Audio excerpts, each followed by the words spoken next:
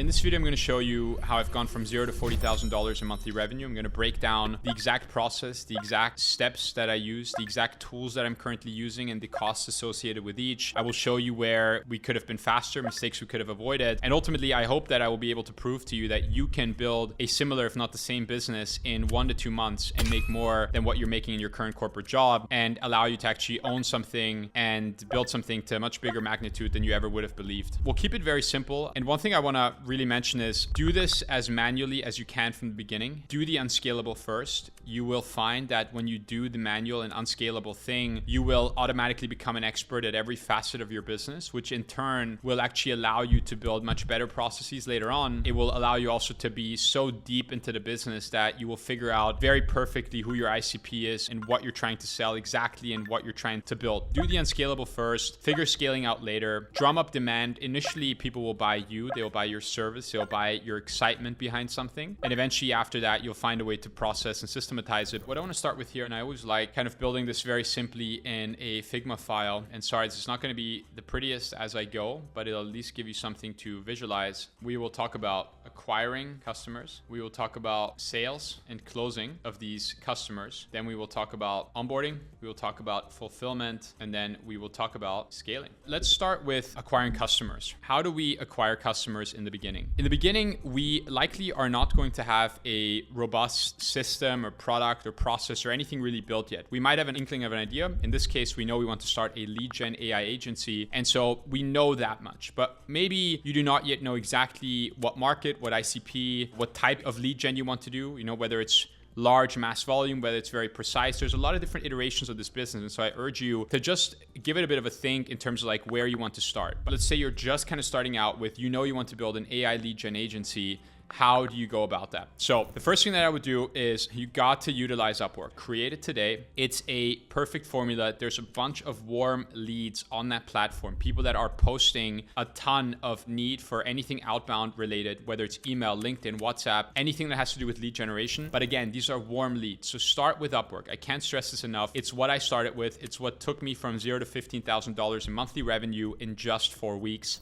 There's a recipe to it, okay? You must send 10 to 20 personalized applications per day. It is a volume game. There's a lot of competition. That doesn't mean that it doesn't work. You just have to stay consistent. In order to scale this properly, create one generic Loom video. And this generic Loom video, you will send into each personalized application and say something very simple like, hey, saw your post. I love this type of work. I think I'm the one to solve it for you. Here's a Loom video of my skill set. You could check out some of my work. You could check out the demo. You could check out the product, the setup. Would love to chat. Do you have 15 minutes? I'd love to pick your brain on this. I think I can execute this for you very, very quickly. Another thing that's very important is do not apply to old jobs. Okay. Upwork has an algorithm to it as well, or at least it's the human algorithm. When you are a person or a company who's posting on Upwork for a specific type of skill or job or whatever it may be, you're looking for freelancers in that scenario, you are going to get a ton of applications and you will only skim probably your first page. Once you reach page 2, 3, 4, you're not going to be looking at these applicants anymore. It's very unlikely. You want to have a trigger finger where every day you're looking at the new job postings and you're quick. Anything that has anything to do with outbound, lead gen, email, LinkedIn, whatever it may be, apply to it. If you want to outsource this, again, this is like no plug. This is truly what has helped me. I use the product called upmatch.io. Essentially what they do is they outsource this exact process here. So if you do not want to be doing that personally, you can pay upmatch.io and they've delivered great results for me. I think most people, including myself, probably wouldn't have stayed consistent over a period of 2 months to send 10 to 20 applications each individual day, which are personalized and are high quality. So consider Upmatch. Now,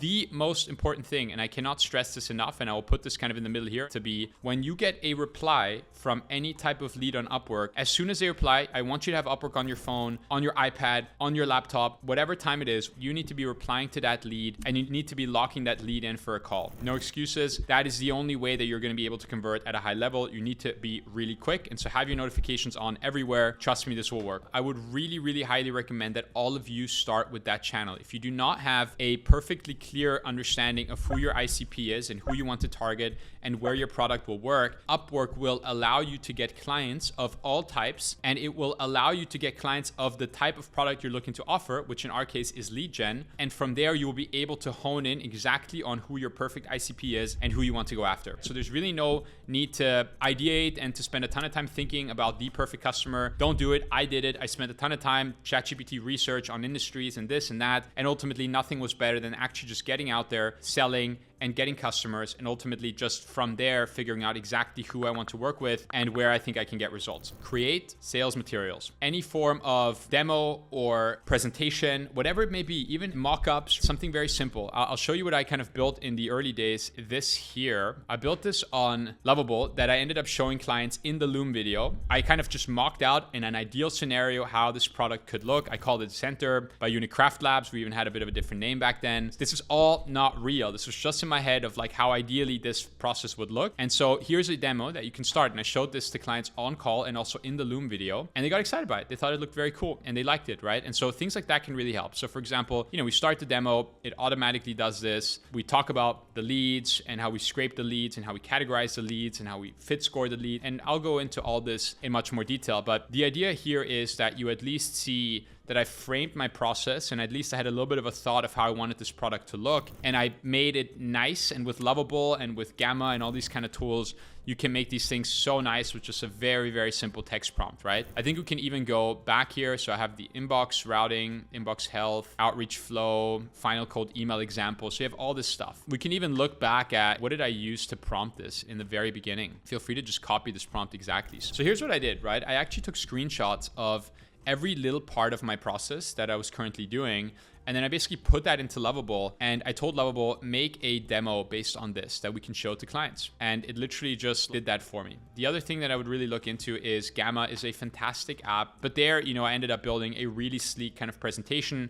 Again, this comes a little bit later once you've actually figured out exactly, who your ICP is. You can present them that, and you can also send that as material after a call. I would say start with Lovable and create like a demo like this, even if you have nothing, that you could show in a Loom video and also show them on a call, especially in the beginning. So any form of just visual something will be beneficial and will help you. So create sales materials, use Lovable, create a demo, and use Gamma for presentation. Now, what happens after we do all of this? Next thing in our process, and one of the very, very important ones, let's put them down here, is sales/closing. We've got the lead, we got them through Upwork or whatever means. Now they want to have a call. Now what do? We only book 30-minute call. I have never spent more than 30 minutes closing a lead. You cannot spend more than 30 minutes. If you spend more than 30 minutes, you are not pitching the right way. Cap yourself to a 30-minute call always and be very succinct. Again, there's a ton of sales gurus that have very specific kind of things that they tell you when you hop on a call and sell. They say,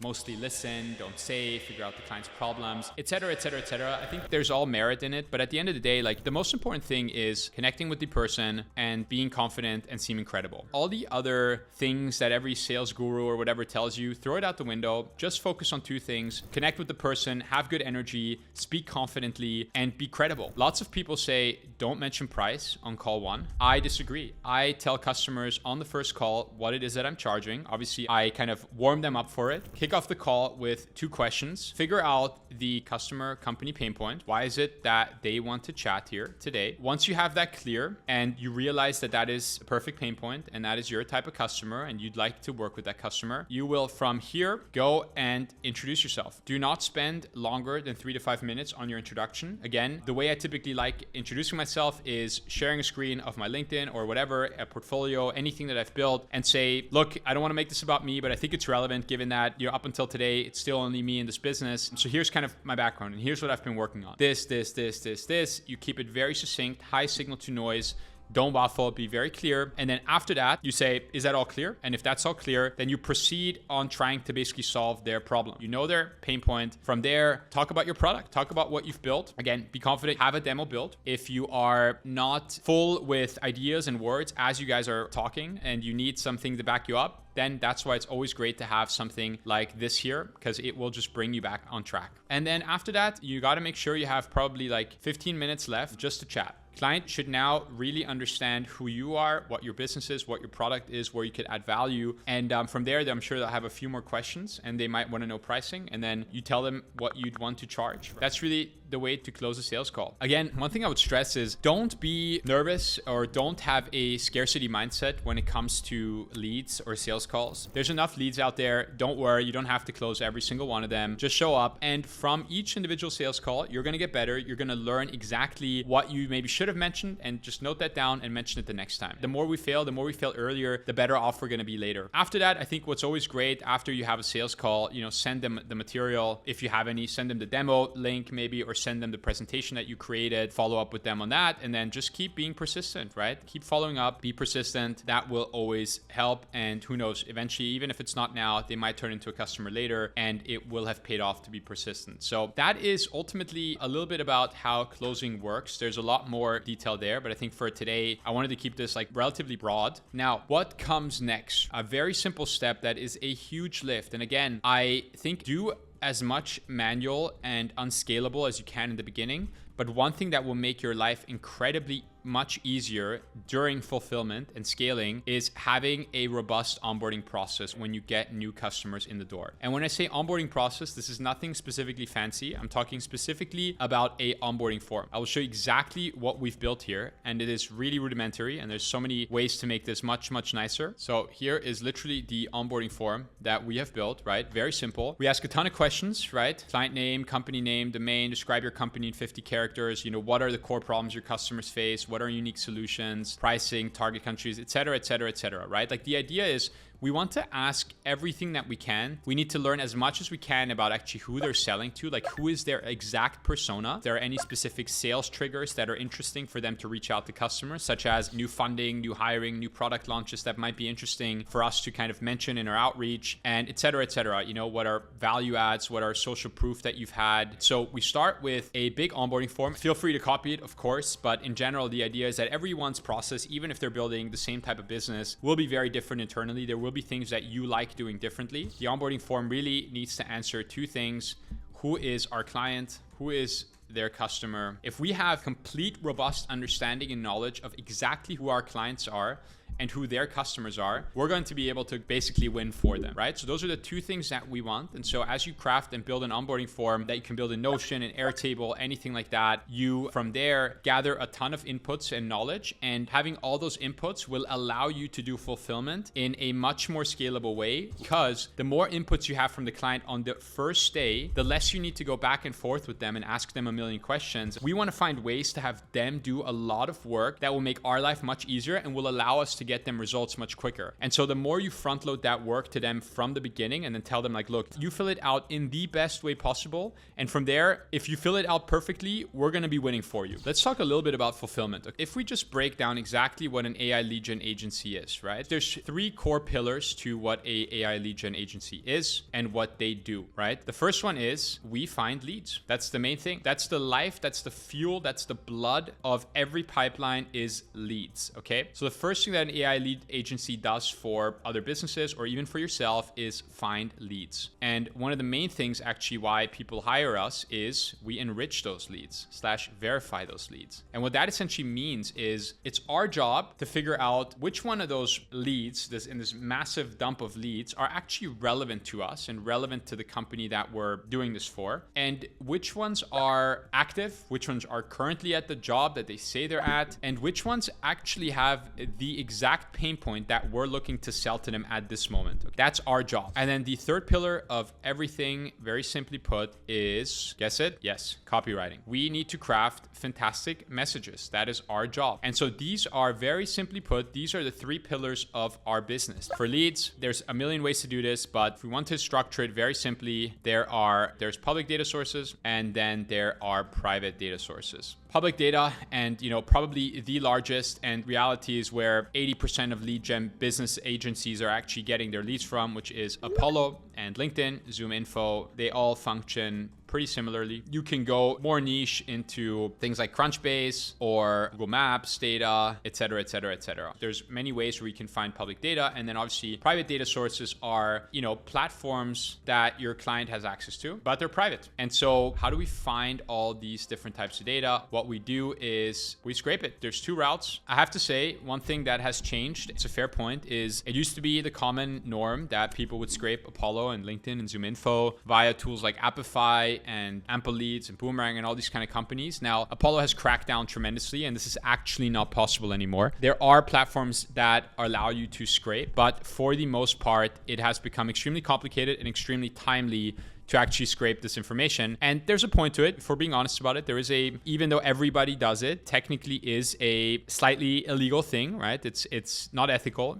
You are scraping data. You are technically stealing it. And so, there is a big push in market that it has become a lot harder to scrape that data. It's much easier though to scrape Google Maps, for example, or other data sources, but especially Apollo, LinkedIn, and ZoomInfo have become incredibly tough to scrape. And so the workaround at the moment, at least, is that we either export it and buy it. So this would be a little bit more expensive. Or what we can do, and this will lead me into the next platform, is we can use tools like Clay, tools like Ocean.io, tools like Disco-like, and a million others to really ethically get leads and get a ton of them. So we will go into that in a second, but that is essentially what happens. We have public data sources and we have private data sources. And obviously, if they are public, we can export, buy them, scrape them if it's allowed. And we can use tools like Clay, Ocean.io, Disco-like. And then we can also get private data sources if the customer has access to them, whether it's healthcare data sets or whether it's, any specific data sets that they've bought and that they own specifically for their vertical. They'll likely be able to export them, and you have a lot of private data that you can work with as well. What do we do when we want to enrich/verify leads? Well, there's really two tools we use, Clay or N8N. You can use both of these or either or, but Clay, is extremely user-friendly. Essentially what you can do in Clay, just think about it as a spreadsheet on steroids. Just make an account in Clay. You'll see here, there's a bunch of raw data. This is essentially a CSV that we uploaded off of leads that we got on our export. You'll download it as a CSV or an Excel, and you can upload it here. And then the really cool thing of what you can kind of do here is you can run a ton of different prompts to further enrich and filter it. So for example, this is for an agency that is looking to target, specifically companies in construction and real estate. If I just show you here our prompt, you will review company's public website, evaluate whether they are a fit, and then you can Clay can create these prompts for you, or ChatGPT can as well. So you don't need to actually write all this stuff out manually, but we're just telling them who we want, right? And then based on that, it's actually going on the internet. It's looking at the LinkedIn. It's looking at the domain of the company, at the person, any information that we have in the sheet. This prompt goes into each individual row and basically gives us an output on if that person is relevant for us. So we get a yes, we get a no. We do some further configurations here where we basically use a tool called BounceBand. So what BounceBand essentially does is they look at each individual email address and look through it and verify that it's an active and current email. And this is super important because if we start sending emails to a ton of people that are undeliverable, we're going to start ruining our domains and mailboxes, and we're going to basically burn everything. And so it's very important that we reach out to relevant people. Google and Microsoft have become extremely strict with deliverability, specifically in email. And so they're cracking down heavily on basically mass email senders. You got to just play the game. You got to be careful. You got to make sure that you verify and enrich every lead. This is an absolute must-have. It's very, very cheap. I think you can get like 10,000 emails verified for $30 or something like this, right? So it's extremely cost-effective. What we do here is we configure a Appify scraper. You can make an account here on Appify. I'll walk you through this very briefly, but essentially what you have here is it's a marketplace with a ton of different scrapers, and you can basically configure all these individual scrapers, bring them into your Clay. So you make an Appify account, and then you can bring that into here. It looks as follows. Essentially, you take the endpoint here. Appify gives you all of that, and I will make a video as well on showing you exactly how that works. It's very simple. Once we have that Appify actor connected here to Clay, we'll just put this here. And again, Appify gives us this information as well. It's basically saying, look at the website URL and then just scrape the website data. And we get this output here of text on all this website data that we just scraped about each individual lead. And now, obviously, that allows us to learn a lot about the individual customer and client. And then, here we can essentially find more things, like we can find certain signals that are exciting. In this case, we're basically looking for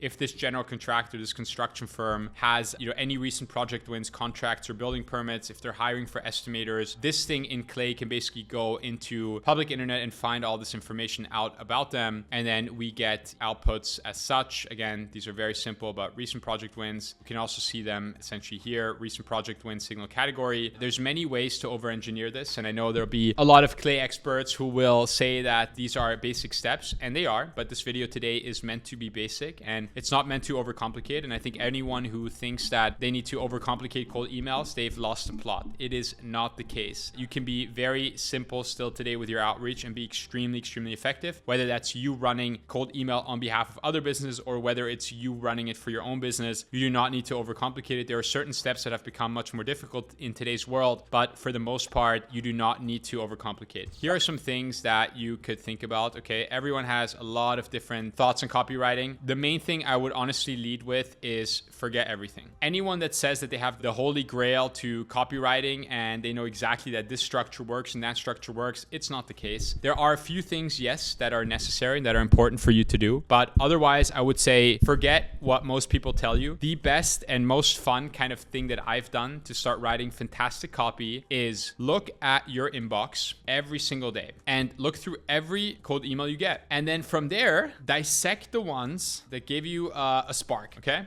And figure out what it is that they have. There's this thing in copywriting today that says that you must personalize. And I think there is truth, and I do not agree that you must personalize, right? And I actually don't agree. Not in the way that they say that you must personalize, which is mentioned in the email that you saw something happen or you noticed that they did this online or whatever it may be.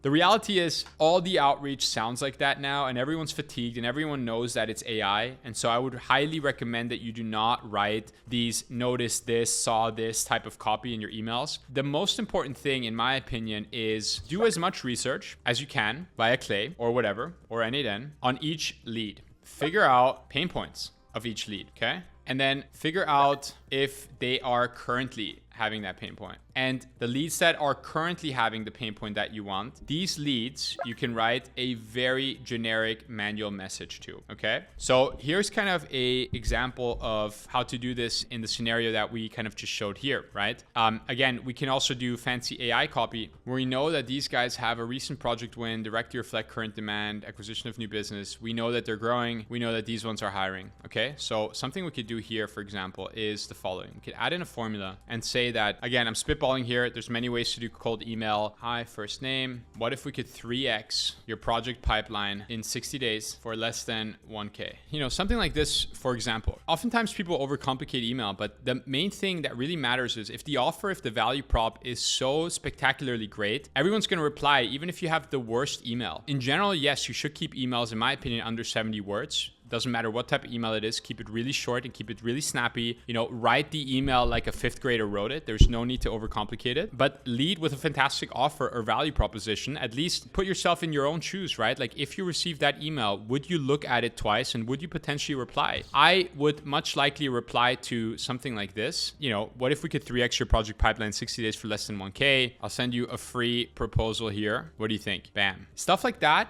can really, really work. I prefer this much more than something like, hi first name. I saw you recently hired junior estimator on the team. Looks like you're growing. We do this. Would this be interesting? Like, this is fine. It's not horrible, but like everyone writes that email now. And I receive thousands and thousands of emails like that every single month. This to me is not as exciting as someone who's just straight to the point. And I think most business owners that you will target for whatever you're looking to sell, they will respond to copy like this, in my opinion, much more. So what we'll do here is we'll write it as such. If there's recent project win is there, and then if signal is hiring, let's write it a little bit differently, right? Then write hi first name. What if we could 3x your project pipeline in 60 days, whatever, for less than 1K and keep your new hires busy. I'll send you a free proposal. Okay, let's generate this. Let's see what happens, okay? Again, I would avoid using OpenAI and credits like that and tokens too much. You can do a lot with Formula Builder and Clay if you have the right outputs. And again, we'll go into much more detail at the right time here, but this is just kind of a first call. So here, you know, we have recent project wins. Bam. Hi, Ryan. What if we could 3x your project pipeline in 60 days for less than 1K? I'll send you a free proposal here. What do you think? Most people won't reply to cold email. Why wouldn't you reply to a message like that? The key thing is that you want to talk like you are a busy founder yourself. You want to talk like you, whether this is for your business or whether it's your client's leads, you do not want to seem thirsty. It's like with everything. People want your product more if they know that you don't really need to give it. Even if you don't, act like you have a ton of pipeline, act like you don't need every single lead, and write messaging accordingly. Respect yourself and be direct and be short. And frankly, if they don't reply, who cares? It's their loss. You need to think in those terms and write like you're a busy founder. Don't write text on heaps on heaps on text. text. There are certain industries where longer text can work, and I've experimented with that as well. But in general, I think for the most part, people respond much better to very snappy, to the point kind of messages. And so that's kind of what I'd recommend here. What it ends up basically doing is the following. It creates this like list of messages, and it does kind of deep research and uses Claude to build these messages with a lot more reasoning behind them. And so I think for what AI is capable to do today in terms of copy, but honestly, I am getting better results actually doing things more manual. And when I say more manual, the important thing is when we talk about an AI lead gen agency, don't think about AI needs to do the copywriting. I think copywriting honestly today is still better done human. But what AI can really, really do for you is make sure that you're reaching the right person at the right time with the right message. So whilst I wouldn't recommend doing AI copy, I would 100% say it's necessary for you to do all the steps before that in terms of researching your individual person you're going to contact and making sure that that person is actually having the pain point. Once you have those things answered, from there, craft a more manual message that you know will not hallucinate, because AI at scale, when you do this across thousands and thousands of leads, it's going to hallucinate and it's going to be more expensive than if you were to just do it manually. And today, the ROI is not yet there. It will be at some point, but today it's not there. A human who is good at writing copy will outdo a AI copywriter. Okay, so stay away from AI copy. Just because everyone says that you need to do personalization, in fact, when everyone says that, do the opposite, because you'll seem different. So whatever consensus is, always go the other way and you will stand out in all facets of life. If everyone says personalized, then do not do it and sound differently and break a pattern. One thing that I do think though is cool is like if we wanted to add something in here, you know, you can add like a PS line, oftentimes can be pretty good. PS, awesome news on the recent project win. So let's see how that looks. I don't know why I didn't have it, but in general, it should be for both. But you know, you can have something like this.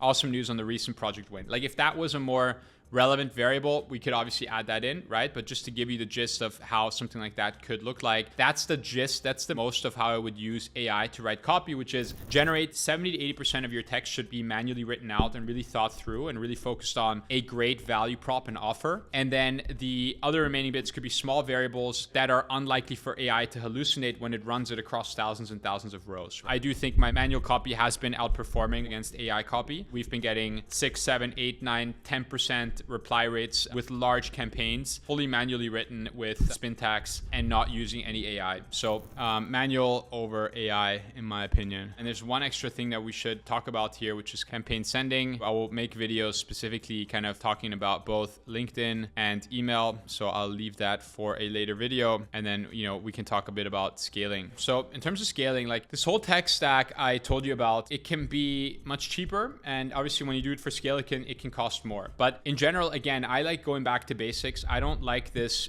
insane amount of personalization AI. And the good thing about that is based on the data that I've been gathering, it doesn't actually outperform any manual and more simple type of outreach and copy. And so the good news is that you do not need to have a bloated tech stack filled with a ton of expensive AI products that are essentially low ROI. And you can have a pretty simple stack, right? And so, you know, you can ultimately build this whole tech stack to really service quite a few clients for anywhere between probably $200-300 a month all the way up to $1,000 a month. And that obviously allows you to handle many clients that will pay you, you know, many thousands each month. And so the margin on that will be fantastic, right? You can spin up, if you want it to be really cost effective, you could spin up N8N instead of Clay, pay $25 a month, build this stuff internally. Clay's cheapest plan, I think, is $150 a month. That will be your most expensive product next to the mailboxes. You know, the mailboxes, if you want to buy, I don't know, 10 to 20 of them will cost you maybe 80 to 100 a month from specific type of providers. And really from there, your main other costs would be just the email sending platform that you have, which, you know, if you use instantly, it's another $90. And then any other like API keys like the bounce ban or debounce or zero bounce, they're all pretty similar where you get, you know, 10,000 verifications for $30. So,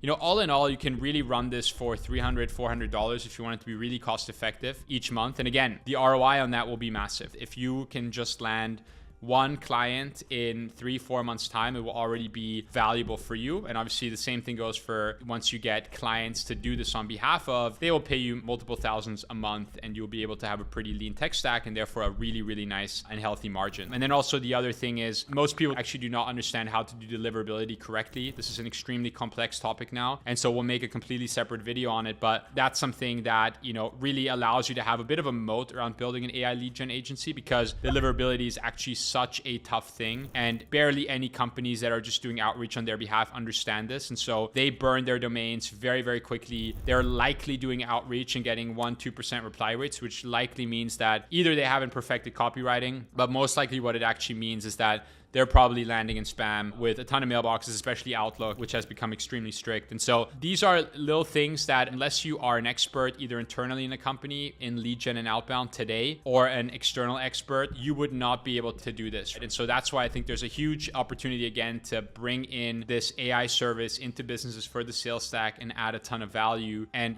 there's a lot of demand for this as well. So I think there's incredible opportunities to build many exciting businesses here in the lead gen space. I'm talking now about scaling your own lead gen agency. Number one, you always need leads. You always need a pipeline. So how do you get that? And then the other thing is fulfillment. If you can systematize these two things, you are all of a sudden building something for scale, something where you can remove yourself, something where you will make more money than you ever would have thought on autopilot. And here is essentially the way to do it. With leads, in my opinion, it is outreach. This is a game of precision and compounding. We're able to target exactly who we want. It will always be a way for us to grow our business, but it unlikely will ever go exponential. It will always be a linear upwards, sometimes down, and then again up. And ideally over a long period of time, you compound, and it's a great kind of stable precision compounding sort of growth to do outreach. And then obviously the other thing, which is incredibly important, is, you guessed it, content, right? Building your own brand, becoming a bit of a thought leader, whatever it may be, just be consistent, repeat it, keep doing it. And this is the opportunity for exponential growth. You want to be combining, you don't want to put your eggs in one basket. You want to be putting it in both. You want to be doing both exponential growth things, and you want to be both doing precision and compounding and more stable channels for leads. Now, obviously you could also do ads. You could also run other things, but in general, I think that ads is not necessary for this business. I think you can do a lot if you outreach well and you've crafted it, and you should, if you're going to be offering this service and this product for companies, you should ideally be kind of drinking your own Kool-Aid in a way, and be able to actually prove that you can do this on behalf of your business as well. So that's key. But again, it's a compounding journey. The way to exponentially grow this business will be content and having any form of digital credibility when these customers and leads are clicking on your email, or they're clicking on anything that they just currently saw about you,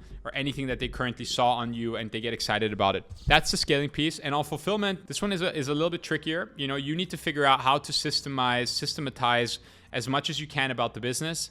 It starts with the onboarding.